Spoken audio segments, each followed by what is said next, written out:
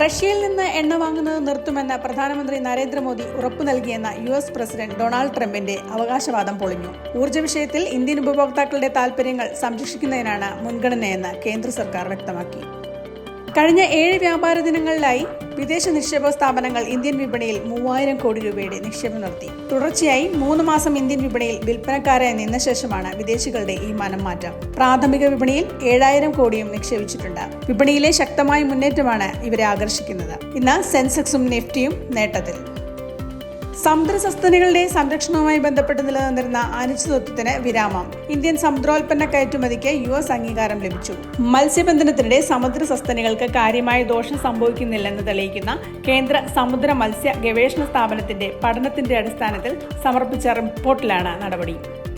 Record കയറ്റത്തിനായി ഇന്ന് ചെറിയൊരിടവേള നൽകി സ്വർണവും വെള്ളിയും. സംസ്ഥാനത്ത് ഗ്രാമിന് 11,865 രൂപയും പവന് 94,920 രൂപയിലുമാണ് ഇന്നത്തെ വ്യാപാരം. വെള്ളി വിലയും 190 രൂപയിൽ തുടരുന്നു. വീഡിയോ സ്ട്രീമിംഗ് പ്ലാറ്റ്ഫോമായ യൂട്യൂബ് എന്ന ആഗോളതലത്തിൽ പണിമുടക്കി. US, കാനഡ, ഓസ്ട്രേലിയ, UK ഉൾപ്പെടെ നിരവധി രാജ്യങ്ങളിലെ ഉപയോക്താക്കൾക്ക് സേവനങ്ങൾ ലഭ്യമല്ലാതായി. അനുബന്ധ സേവനങ്ങളായ യൂട്യൂബ് മ്യൂസിക്, യൂട്യൂബ് TV എന്നിവയെയും തടസ്സം ബാധിച്ചു. നിലവിൽ പ്രശ്നം പരിഹരിച്ചതായാണ് യൂട്യൂബ് അറിയിക്കുന്നത്. ബിസിനസ് വാർത്തകൾ വിശദമായി അറിയാൻ ധനംഓൺലൈൻ.com.